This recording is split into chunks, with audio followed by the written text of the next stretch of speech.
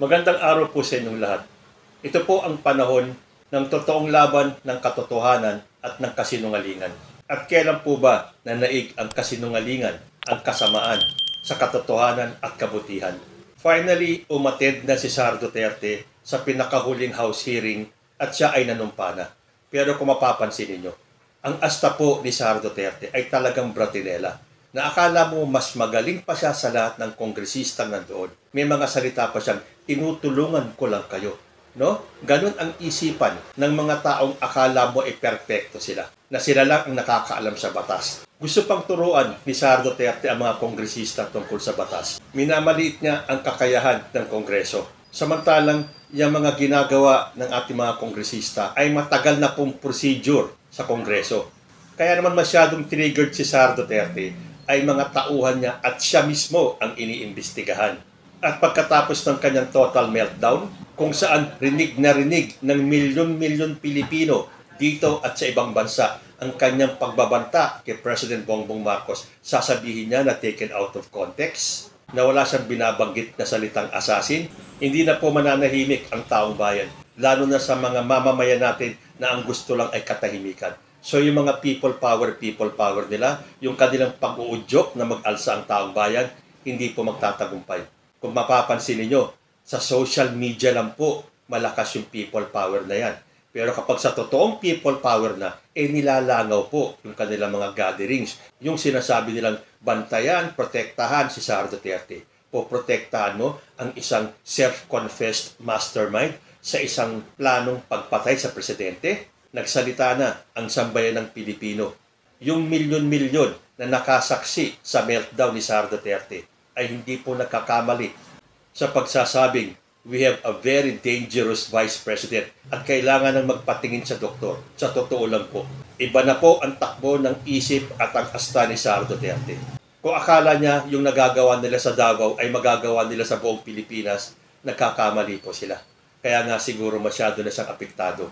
At kitang-kita po natin sa inaasta ng Ama na nanawagan pa sa ating mga kapulisan, sa ating militar, na i-withdraw na daw ang kanilang suporta kay President Bongbong Marcos. Nakikita po natin na ang agenda ng mag-amang ito ay agawin ang pwesto ng ating Pangulong Bongbong Marcos. Sadly, wala na po ang suporta ng taong bayan sa kanila. Magpapatunay nga po dyan yung people power na hindi magtago-tagumpay. Dahil bago pa nag-self-confessed si Rodrigo Duterte na siya ay pumapatay ng tao at bago pa itong self-confessed mastermind sa planong pagpatay sa ating presidente, sira na po at wala nang suporta ang taong bayan sa mga Duterte. Ngayon pa kaya? At ngayon, ang ating mga kongresista ay under attack ng mga trolls, ng mga DDS. But I, for one, stand with the House of Representatives. Dahil kung hindi po sa kanila, hindi pa natin malalaman lahat ng katiwalian, lahat ng krimen, lahat ng pagsisinungaling, lahat ng pambubudol na ginawa ng kampo ni Duterte. Panoorin po natin yung press conference ng House of Representatives kung saan sinagot nila lahat ng mga katanungan. Panoorin po natin ito. For today's first question, may call on Marian Enriquez from TV5. Good morning po. Yesterday po merong press con si former President Rodrigo Duterte and may ilan po siyang mga sinabi. Another statement lang po ni Duterte following yung kill remark po ni VP Sara kay PBBM. Her dad, PRD said, kasuhan niyo na lang si Inday, hindi naman makulong yan. Hindi talaga magpapakulong yan. Kung ipapatay mo yan, uuwi yan ng Davao. I mean, it's pertaining to the DOJ. This was this was with the press con last night, no? Yes po. Hindi ko pa kasi napanood. Pero opinion naman niya 'yun eh. So, but again, nakita naman po natin yung direksyon ng House, yung sagot ng House, sagot ng ating mahal na Pangulong Bongbong Marcos. They are treating this with all seriousness. Kaya kung ano man yung laro-laro na naman, play with words, o kaya yung sinabi nilang kasuhan, then titignan po natin sa mga susunod na araw kasi hindi naman po, wala naman po sa kamay ng Kongreso yan. Ang ginagawa po ng Kongreso ngayon, hinahalungkat po natin yung katotohanan, hinahanap po natin yung katotohanan dito sa ating mga hearings sa good government, saka sa Quadcom. So, wala, opinion nila yun eh, yun ang tingin nila eh. Thank you. Yes, I guess the DOJ through the NBI has started its investigation, and a subpoena will be issued for the Vice President to answer and to face these criminal charges to be filed against her. So with that, due process will be observed in such a way that the Vice President will be given the opportunity to answer with regard to his threat against the President, the First Lady, including the House Speaker. So this will undergo a regular process. Sorry, can we hear the quote again? Just to be sure po, no? Kasuhan nyo na lang si Inday, hindi naman makulong yun. Hindi talaga magpapakulong yun. Kung ipapatay mo yan, uuwi ng Davao yan. I'm guessing the context also is kasuhan na lang instead of having the hearing. Tama po ba? I think he's pertaining to the kill threat po kay PBBM. So do you have any comments on that? Sa DOJ. Instead, kasuhan na lang. I'm sorry. I guess the context is lost on us. We haven't heard the press con, but I think what's safe to say. Well, for one, we've had first-hand experience na po, having had the former president join us in a committee hearing. Baka po hyperbole po ito, so I'm not sure if we'd understand it right. But we stand by the rule of law, and we stand by the statement of the president and the speaker. The proper judicial the judicial process has been initiated already. The DOJ is already acting on the case. So I think whatever opinion he might have on whether the case will prosper is his own po, no? But we leave it to the DOJ to decide and to handle po. Anything you would like to add na lang po on how the former president po is handling this? And, another lawmaker has also mentioned about, yun nga po, kung si Noy Noy before, hindi po nakikialam or not saying anything about the Duterte administration during the drug war. Pero nga po si Duterte, seemingly, he's sowing discord po ngayon sa admin ni Marcos. Excuse me, anong sabi ni former president kay Inday? Ano sabi?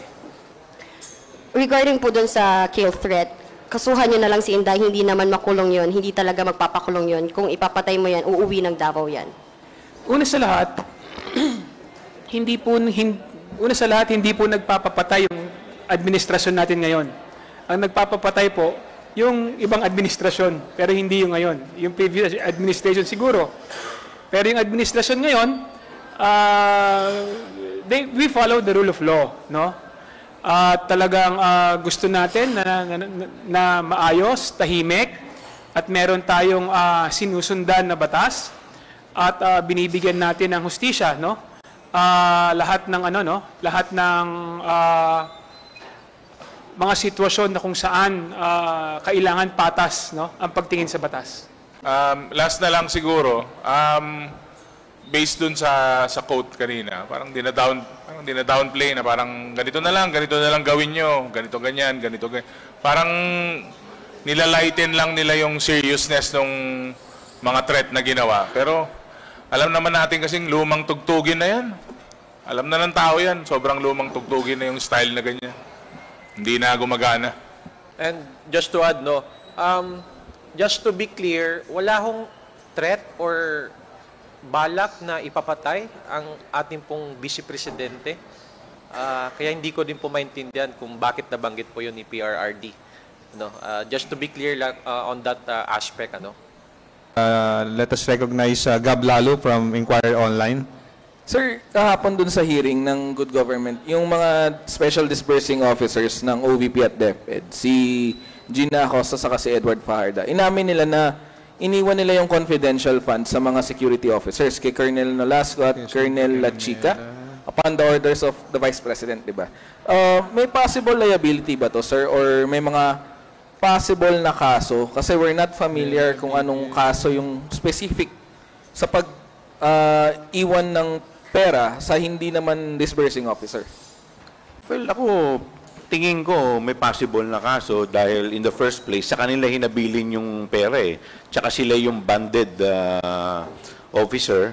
So pag may nangyari dun sa... Unang-una, yung perang pinag-uusapan po natin dito, hindi naman po nila pare-parehas pera. Pera po ito ng taong bayan. So the fact na ito'y pinagkatiwala nila sa isang tao, At kung may nangyari po dito sa pera, silang mananagot, medyo, kaya nga po sila nagbabayad ng bond. Ang ibig sabihin po yun ay in the event na may mangyari dun sa pera, sila po yung magre-reimburse. Now, ang tanong, ito pong pinag-uusapan natin ay hindi po ordinaryong pera. We are talking here of 612.5 million pesos. In the event na may mangyari po dyan, so kaya po ba nila i-reimburse itong 612.5 million pesos? If dagdag ko lang makikita natin na meron pong malinaw na paglabag doon sa Joint Memorandum Circular -2015. Dahil kung titignan natin kung sino yung accountable officer doon, it refers to the Special Disbursement Officer, the SDO, who in the person of Gina Acosta and Edward Fajarda. So wala naman po doon na nakalagay sa guidelines ng GMC na kailangan mong ibigay doon sa security officer. Yes, we understand na kailangan po ng security to secure the money upon encashment. But yung iti-turn over mo, yung pera na kaka-encash lang, kakakuha lang sa bangko, it seems it's highly irregular in the sense na hindi nga yun ang accountable officer. So doon pa lang malinaw na meron pong paglabag. And namin naman po mismo ng ating pong mga SDOs na yun po ay utos ng ating Vice Presidente. Maigli lang. They all know the irregularities na ginawa nila. Inamin naman po nila lahat yun. Ang problema, it was already too comfortable for them yung setup na ganon, which is regular practice in their office. Kaya po, parang wala na lang. Kumbaga, hindi na sinusunod yung protocols nila. So, normal na nangyari. I wouldn't be surprised if hindi lang sa security binibigay yun. Baka kung sino-sino pa or driver na lang. So, I wouldn't be surprised na But again, sabi ko nga, ang dami ng issues ng transparency sa accountability. So, it came from their mouth. So, alam nila yun. Yung pagkakamaling ginawa nila. In addition lang po siguro, we thought po with the appearance of the 4 OVP officials who have been constantly evading the hearing that we would have answers. Yet, again, after, how many hearings po tayo? 7? After 7 hearings, we're left with more questions now.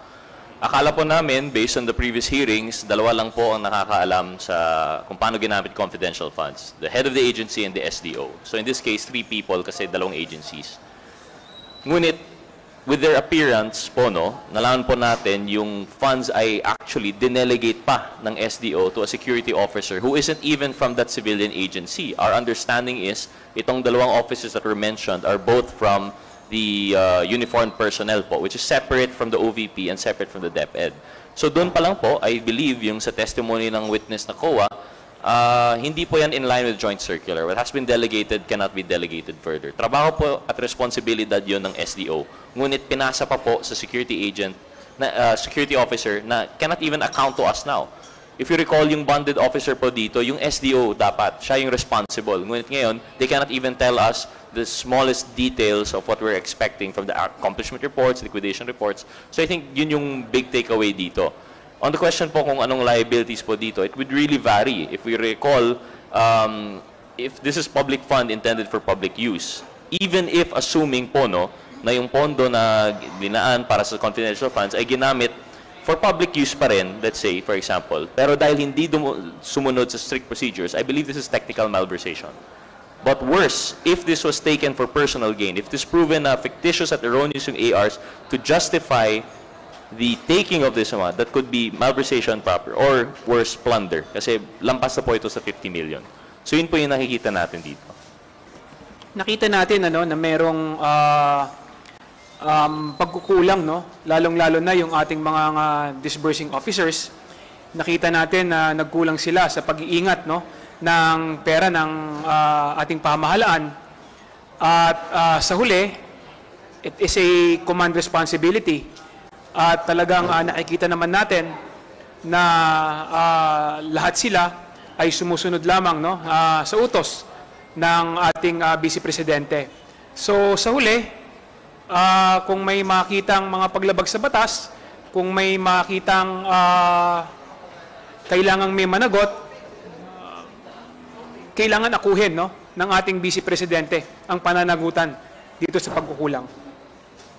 Sir, yung ganitong issue na ang nag-disburse talaga si Colonel Nolasco and Colonel La Chica, baka cure ba nito kung sakaling yung dalawang officials na lang ang ginawang SDO o bawal dahil military officials sila?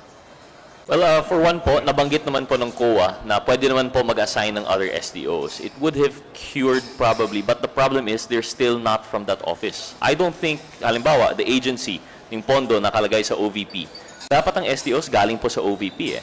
So doon pa lang, even if they did make, I don't know if you could even make security personnel from a different agency an SDO. So I don't think it would have cured it po. Although technically, you could add SDOs and that would have been a cure. Pero dahil nasa ibang opisina po, not possible, I think. Siguro po kung sa pondo, let's say, ng AFP, meron din po silang sariling SDO.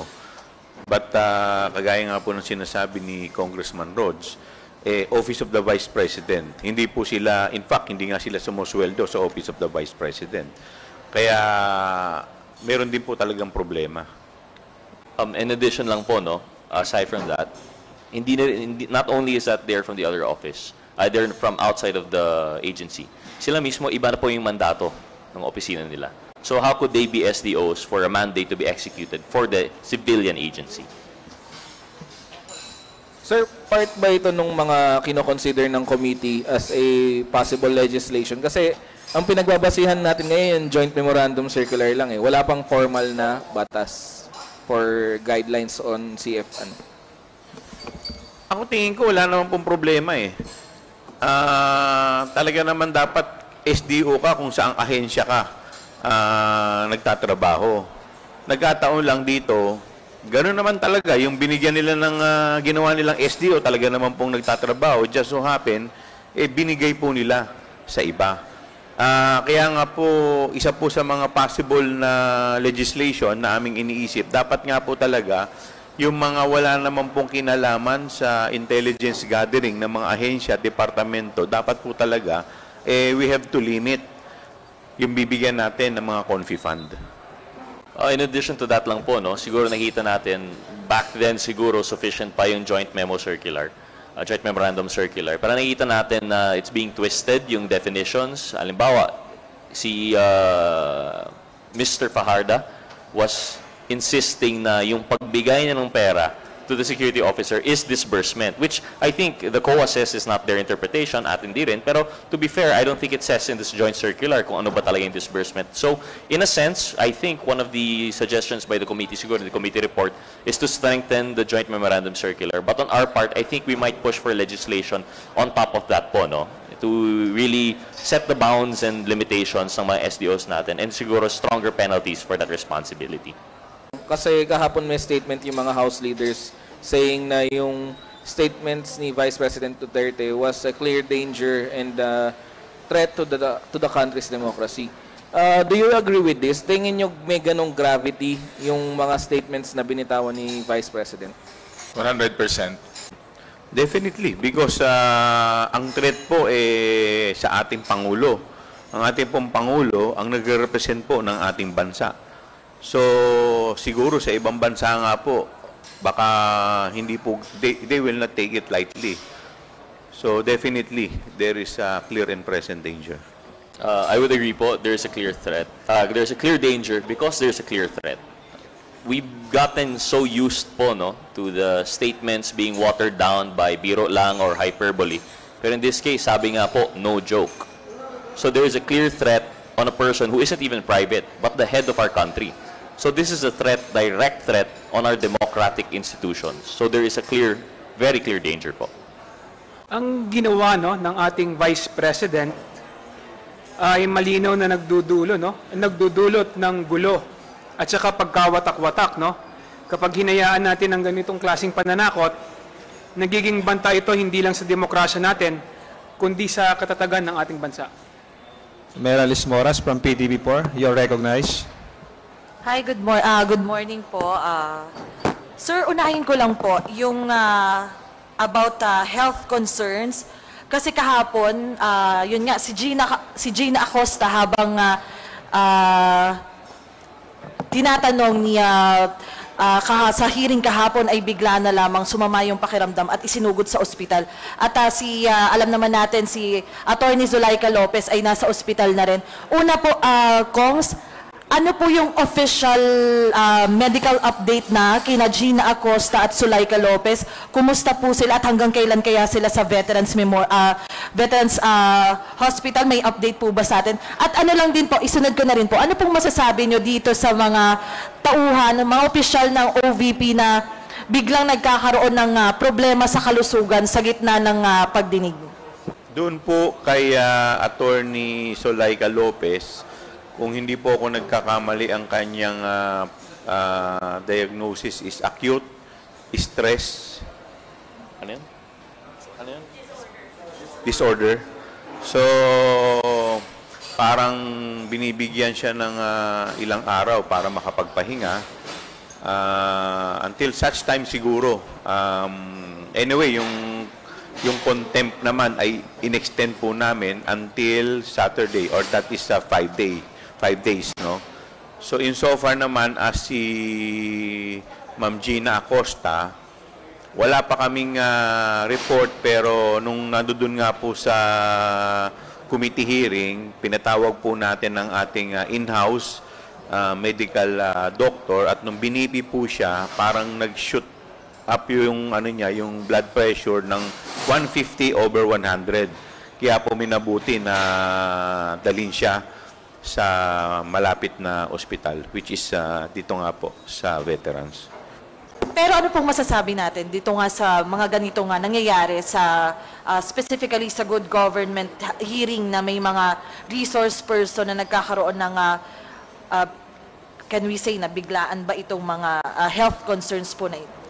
Magpagaling po sila. We wish them well para po makabalik na sila at masagot na nila yung mga tanong na importante po sa committee. Wala naman po sigurong ibang rason na kung bakit sila may nararamdaman, kung hindi siguro nahihirapan silang sumagot. Baka nahihirapan nilang sabihin yung mga gusto nilang sabihin. At saka yun siguro nagkakos ng stress. But I'm not a medical practitioner, so pagaling po sila para makabalik na po sila at masagot na po yung mga kailangan sagutin sa komite. So parang somehow, sir, you're saying po na if they will just tell the truth, hindi naman kailangang umabot pa sa stress, ganun po ba yung ibig natin? Hindi naman po. Magpagaling muna sila para sa susunod po na hearing, mas marami na po sila na masabing impormasyon, kasi nga po resource person natin sila. At sabi nga nila, minsan pag nagsasabi ka ng katotohanan, the truth will set you free.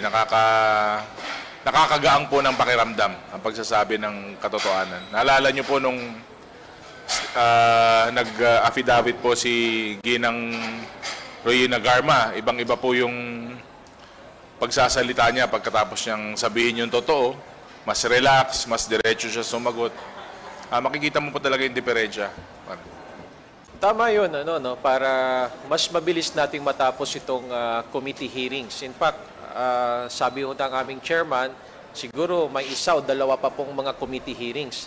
Pero kung hindi po makakadalo, because of medical reasons, baka mas lalong tumagal po itong hearing. Kaya tama po yung sinabi mo, Mela, na mas dapat sagutin na nila ng buong katotohanan para hindi na ho tayo tumagal dito po sa magiging committee hearings natin. And hindi na rin sila mahirapan na pabalik-balik pa dito sa mga pagdalo sa mga committee hearings.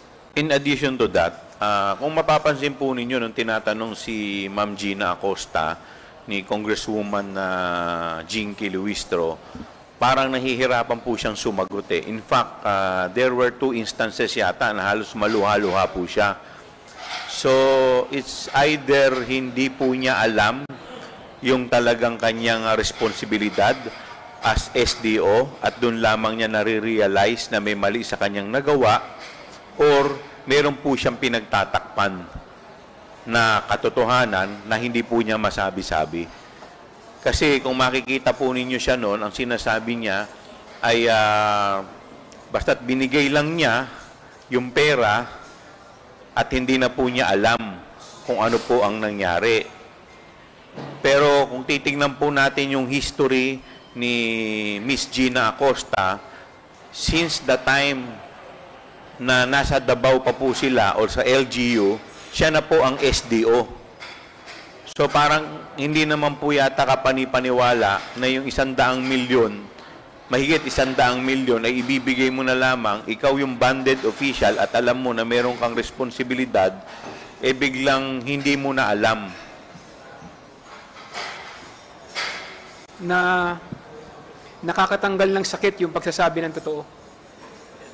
Okay, and mag-shift lang po ako. Another question lang po about dun sa naging press con ni former President Duterte kahapon. May sinabi po kasi siya na there is a fracture in government and there is a fractured governance sa Pilipinas ngayon. Nobody can correct Marcos, nobody can correct Romualdez. There is no urgent remedy. It is only the military who can correct it. At sinabi pa niya, hanggang kailan kayo magsuporta ng drug addict na presidente? Ano pong masasabi nyo rito? Hindi, para sa inyo, hindi po ba ito parang in a way, parang nag-encourage na ng withdrawal of military support? Ano pong reaksyon nyo dito sa particular statement ni former President Duterte? This isn't the first time po, no, na we've had this statement. And I recall if this, yung nangyari po ito last time, parang inciting to sedition po, no? Yung what was tagged to it. Pero at this point, puro hyperbole. I'm not sure if it should even be dignified with a serious consideration po, no? That's just my personal opinion. This is another diversionary tactics, no? Para pagtakpan ang totoong issue na kinakaharap ng ating Vice Presidente. Tingin natin sa sobrang bigat, no, ng mga issue ngayon ng ating Vice President, kailangan niya ng tulong ng kanyang ama, no, para tulungan yung anak na pagtakpan kung ano man yung kinaharap ng ating Vice President. Isa lang ang masasabi natin, no? I-explain lang niya kung paano ginamit ang confidential fund. Yun na yun, no? Hindi na natin kailangan ng mga salita, no, na hindi nakakatulong sa ating bayan at lalong nakakapagbigay, no, ng dibisyon sa ating mamamayan. Sorry, in addition lang po to my statement, no, why I'm able to say po that we shouldn't take it seriously anymore kasi baka hyperbole. Because I also have full trust and confidence in our armed forces that they will stay true to their oath to protect and uphold the Constitution. Yung order na yun, yung suggestion na yun is very much against the Constitution, so I don't think even the AFP will take that seriously po. I totally agree with Congressman Jay, no, na isa na naman itong paglilihis sa mga issue na ipinupukol sa kanya pong anak na si Vice Presidente. At doon sa kanyang parang panawagan, no, na mag-withdraw ng support ang mga militar, para sa akin hindi po akma sa isang naging chief executive, no, naging isang presidente na may taong mananawagan na hikayatin na mag-withdraw ng kanilang suporta sa kanila pong commander-in-chief. Alam po niyan, no, ni PRRD bilang isang naging commander-in-chief na isa sa mga ayaw mong mangyari ay kumalas ng suporta ang ating mga militar. So, I guess that is inappropriate statement, no, ng isang naging dating presidente at naging commander-in-chief ng ating bansa. Dahil kung ganyan, again, we are not calling for a peace and unity in our country. Mas lalo mo pang hinihikayat na magkaroon ng gulo, away sa atin hong bansa. Parang 3 beses na yata nilang na statement yan or sinubukan na ginawa. Kaya nga sinasabi ko, talagang lumang tugtugin na yan. Wala nang naniniwala, wala nang sasama dyan. Kasi ang taong bayan, mas maraming problema na kailangan ayusin, which is yun ang ginagawa natin ngayon. Wag na silang dumagdag sa problema ng bansa. Dinidivide pa nila tong bansa natin. Wala.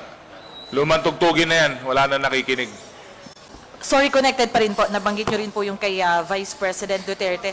Follow-up na lang po sa mga statement kanina kasi ngayon, mainit sa mga public discussion yung naging death threat nga ni Vice President Duterte laban kay na Pangulong Marcos at Speaker Romualdez. And yung iba, may mga nananawagan para maimbestigahan ito.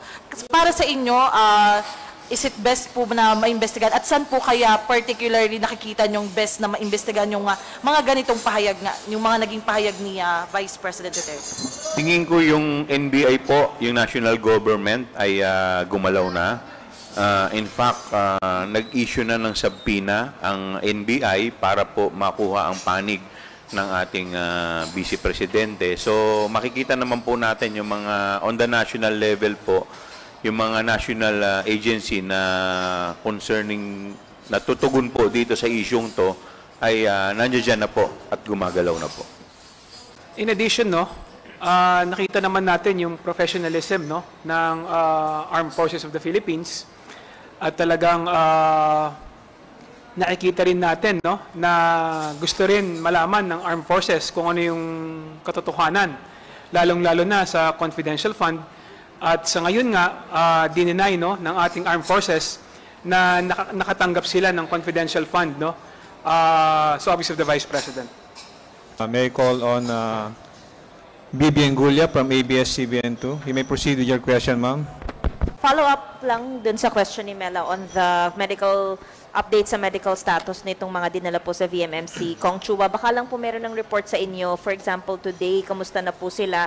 At saka, makaka-attend pa po ba sila nung mga succeeding hearings ng committee? For example, on Friday, magre-resume yung inquiry. A-attend po ba ito? Si Attorney Zulaika Lopez, kahapon po, inattach po dun sa kanyang excuse letter, yung medical update po niya.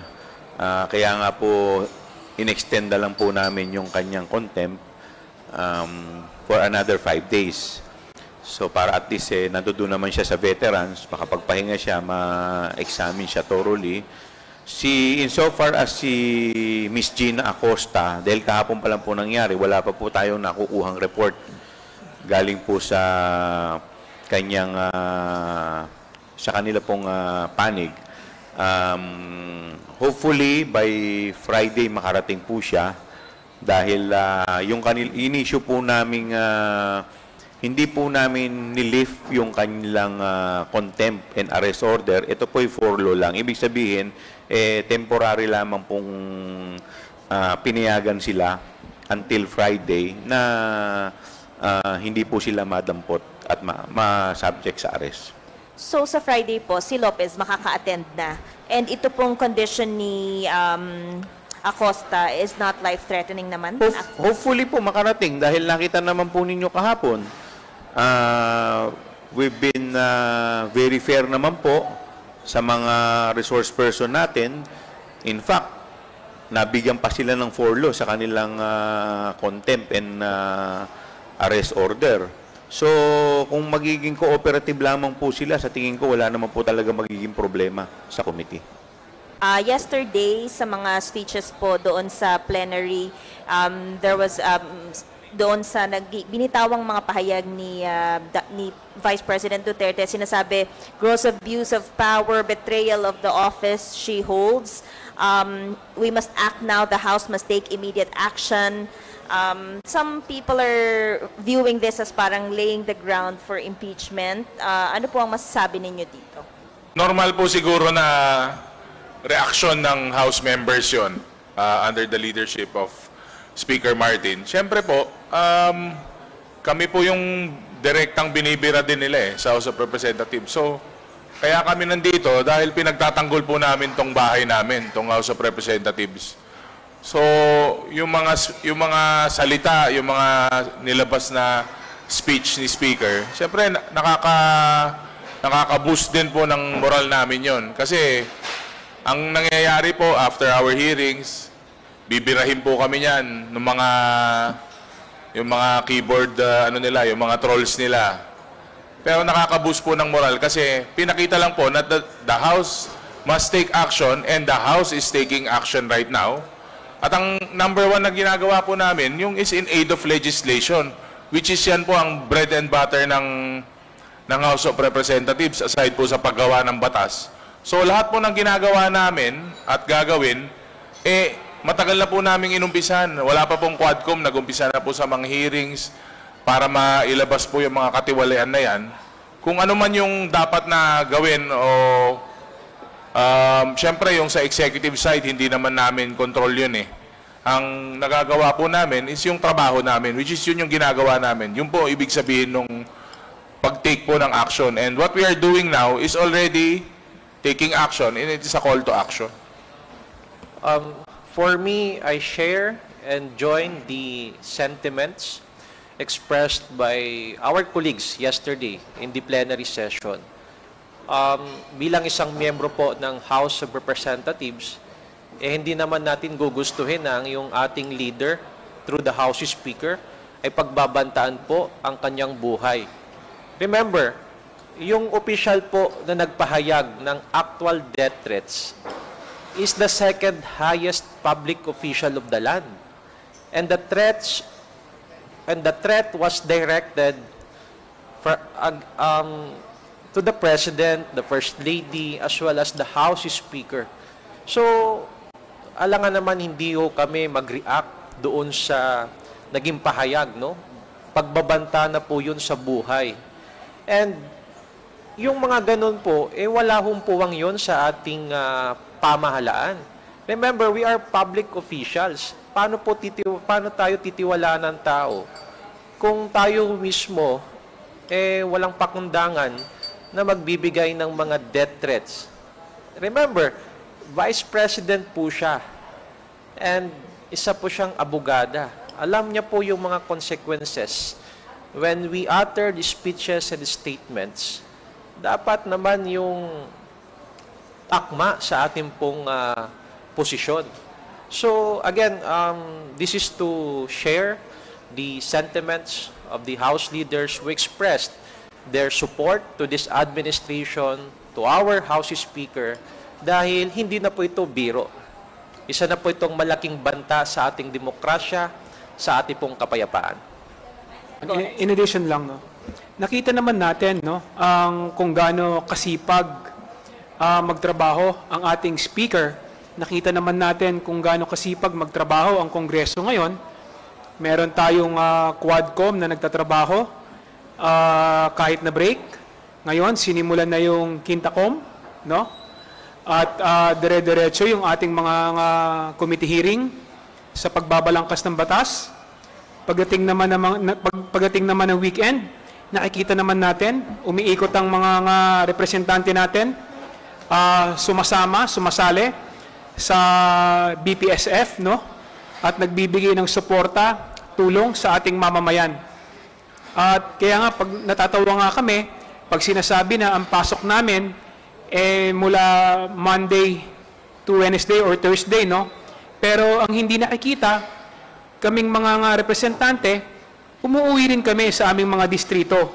At doon namin tinatanong, nagpapakita kami ng suporta sa aming mga kadistrito, nagbibigay kami ng tulong sa ating mga mamamayan, no?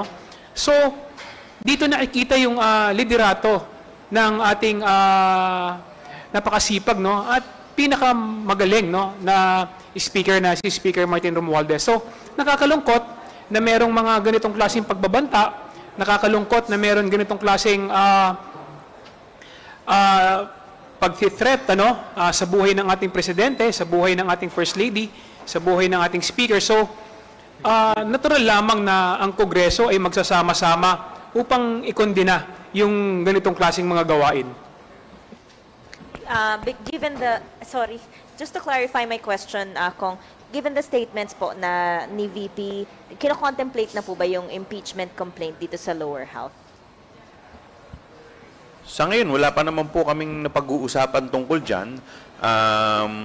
Basta kami po, tinutuloy pa lamang po namin itong trabaho, kung ano po yung aming ma-unravel dito po sa committee hearing na to. At the end of the day, ito po ay pag-uusapan ng lahat ng mga miyembro ng committee. Hindi po ito magiging desisyon ng isa. Ito po ay, at the end of the day, collegial body po ang magde-decide kung ano po ang magiging laman or konteksto ng aming committee report.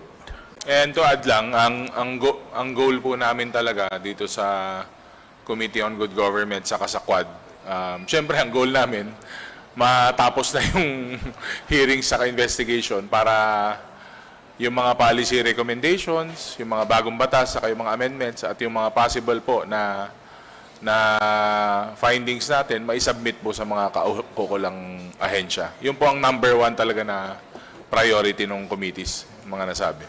Salamat. Kung tatanungin niyo ako, no, kung ang mga binitawang salita ba ng ating Vice Presidente, tingin ko, no, impeachable offense ba ito? Tingin ko, personal na opinion ko to, oo. Pero kung tatanungin niyo rin ako, kung napag-uusapan ba ito sa Kongreso, hindi pa namin ito napag-uusapan, no? Dahil nga abalang-abala din kami lahat, no, sa pag-attend ng meeting, no? At marami din kaming mga batas, no, na mga ordinansa, mga panukalang batas na kailangang ayusin. Lalong-lalo na naghahabol din kami dahil malapit na nga yung break, no? At siyempre, umuwi din yung ibang mga congressmen, no, sa kanilang mga distrito para tumulong at tignan kung ano yung mga pangangailangan, no, ng ating mamamayan. Sa mga members naman po ng Lakas, kasi po kahapon, nakita po dun sa, after ng speech ni Speaker, parang sa photo op, nakita po si Congresswoman Gloria Arroyo with the other majority House leaders po. What do you make of that po? And yes, in the past po, parang tuwing may andito, dumarating po si Congressman Arroyo kapag nandyan si Vice President. But yesterday, during the hearing ng House Committee on Good Government, hindi po natin siya nakita. Siyempre, maganda po yun na magkakasama kami po lahat sa aming may group photo po kami. Pero mas maganda po rin na tanungin po natin ang dating Pangulo kasi mahirap naman po mag-interpret ng mga actions niya. Pero ako, wini-welcome ko yun na natutuwa ako at nandun siya. Kaya nga nandun po ako sa likod. Sabi ko, maganda yung moment nila kaya hindi na ako pumicture sa harap. Sila na lang muna. Mahirap, in addition sa sinabi ni Kong Paulo, no, napakahirap hulaan, no, ang puso at isipan ng ating dating Pangulo ni former President PGMA. Pero isa lang ang masisiguro natin na naririnig ko din, no, na sinusuportahan ni former President GMA ang ating Speaker at silang dalawa talagang magkaibigan at may mabuti at magandang relasyon si PGMA at si Speaker Martin Romualdez.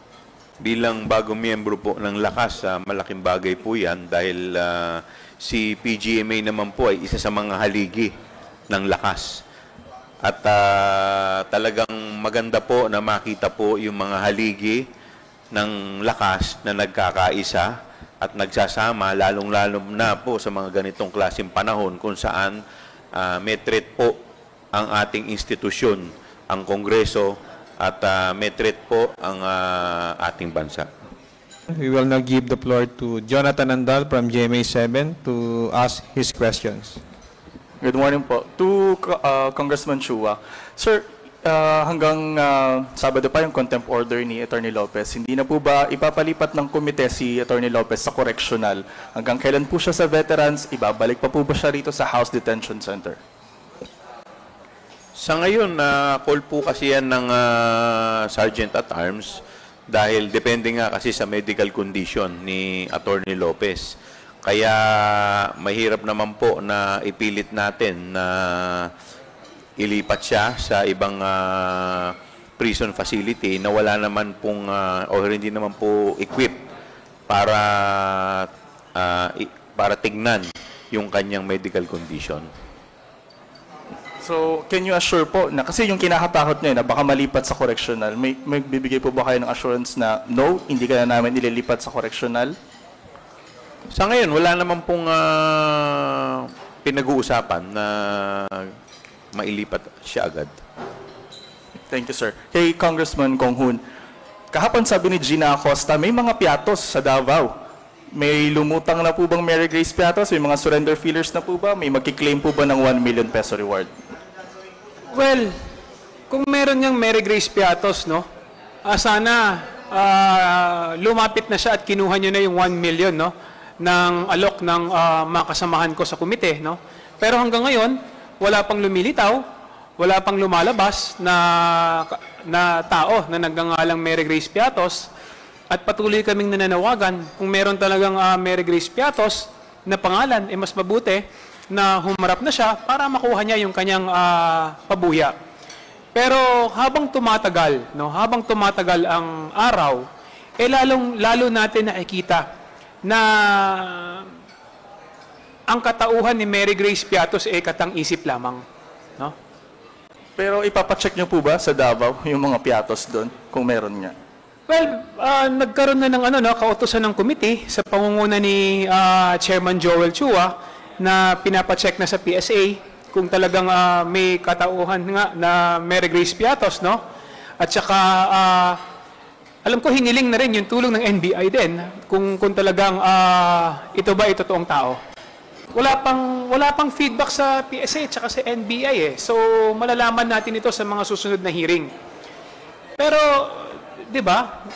Logic dictates, no? Kung talagang kung totoo nga ang katauhan ni Mary Grace Piatos, sa dami ng humahanap sa kanya, dapat lumabas na siya at nagpakita na at kinuha na yung kanyang pabuya na 1 million. Kay Kong Rog, sabi niyo kanina yung statement ni former President Duterte tungkol sa mga military violations sa Constitution. Ano po yun? Sedition? If I recall correctly, during the first time that this happened, the usual crimes that were tagged to it was sedition po, inciting to sedition, because they're calling on the AFP to, take up arms against the government. Pero that's hindi po, it's a violation of their oath to the Constitution, pero criminal po siya under the RPC. Okay. Kay Congressman Chua, sir, last na. Sorry. Nung lumapit sa inyo si VP Sara kahapon, in-approach kayo, ano po yung napag-usapan? Ano yung mga sinabi niya? Parang may narinig kaming, wag mo akong i-please. Ano po yung mga nasabi? Ini-insist po niya na yung rules of court daw i-apply doon sa proceedings. Sinabi po natin na hindi po, yung committee hearing po is not a court of law. So, yung rules of court, suppletory lang, pero may mga instances po na hindi naman po talaga ito ina-apply dahil sa internal rules po namin ay hindi naman po ito mandatory. Chair Chua, si Colonel La Chica po was mentioned several times by security officer. Andun po siya sa nandun po siya sa taas during the hearing, pero hindi niyo na po siya pinopaway. Pinaupo po siya sa harapan, but unfortunately, nagkaroon po tayo ng emergency. Si Gina Acosta, si Colonel La Chica, kaya po nando doon because nung kahapon po, personal, part po siya ng security group ni VP Sara. So nung tinakbo po sa ospital, yung si Gina Acosta at sinamahan po ni VP Sara, so yun po yung magiging consequence po nun, masasama po dun yung security ni VP Sara. Pero siya po ay invite in the next scheduled hearing. Okay, let's turn to Sandro Chona from Billionario TV for his questions. Sir, last week merong helicopter theory. Do you think it stops sa SO? Or probably meron pang nasa ibaba nun, kaya mabilis yung disbursement, yung 26 disbursements in a day ni Fajarda? SO as in yung security officer. Yes. At the way that it's going, yung sagot po nila na give it to the SO, I think that throws the whole theory out. Kasi ngayon, alam na po natin kung paano nila na-disburse to 26 different locations in one day. It's because they delegated it.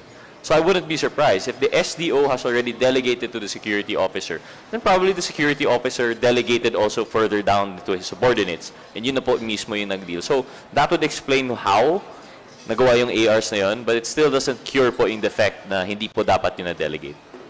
Jelly Mendez from DWIC, you're recognized.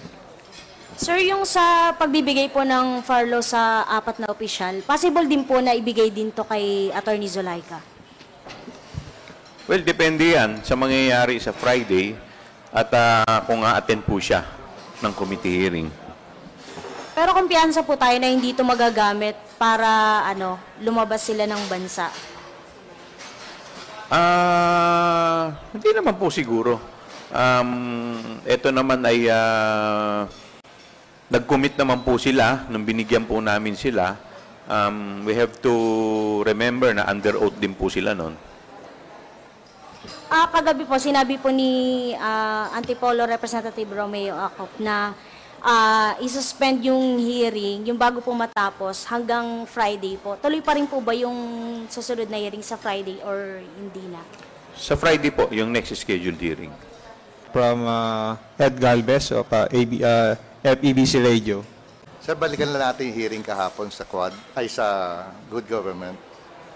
Ang sabi, umamin si Edward Fajarda na meron ngang cash and allowance distribution sa mga DepEd officials, national, regional. Pero ang justification niya, nag-aabono yung mga officials na to. Your thoughts on this, sir? That is not enough justification dahil ang budget po na ina-allocate, may specific purpose po yan. So dapat, kung ano po yung purpose, kung saan po ito inappropriate o in-allocate, dapat doon nyo po gagamitin. Pag yung budget ay ginamit nyo po sa iba, no matter how lawful it is, that is technical malversation. Dagdag ko lang din, kasi kung if we follow the argument and the reasoning of Edward Fajarda na sinasabi nag-aabono daw yung mga DepEd officials, alam ko sa budgeting process and accounting rules, meron pong process of reimbursement. Hindi po yun yung gaya dito na namimigay lang sila ng sobre, may laman ng pera, at sinasabi nila na allowance dahil nag-aabono po yung mga opisyalis. I guess that is not regular. No? That is not the usual process. If we follow the argument na kung nag-aabono naman talaga sila, meron naman pong reimbursement process sa ating accounting rules. So, dapat yun po yung nangyayari. So, kumbaga, mas nagiging nakakapagtaka na talaga magdududa ka. Bakit mo kailangan pang gawin yon? Kasi kung nag-abono naman talaga yung isang opisyal, then they can ask for a reimbursement at may proseso po para dyan. So, it's highly irregular, no? Yung naging statement nga ni Edward Fajarda na mas lalo natin na pagdududahan yung kanya pong sinabi. Thank you. Sir, ihabol ko lang po yun sa hypothetical question po ni Congressman Marcoleta. Bakit po hindi nakakapagsalita or bakit hindi po inalaw na magsalita si Vice President Sara Duterte? Kasi internal rules po namin yun eh. Kami-kami lang muna ang nangyayari po kasi kahapon, pati mga rules, kino-question po niya. So parang it is, yung manner po na ginagawa niya, it is like as if para po siyang member ng committee.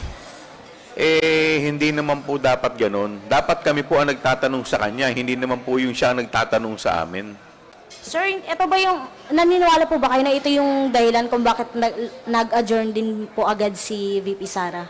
Hindi, in fairness to the Vice President, nagpaalam naman siya na samahan yung kanyang staff. At meron naman po talagang medical situation kahapon.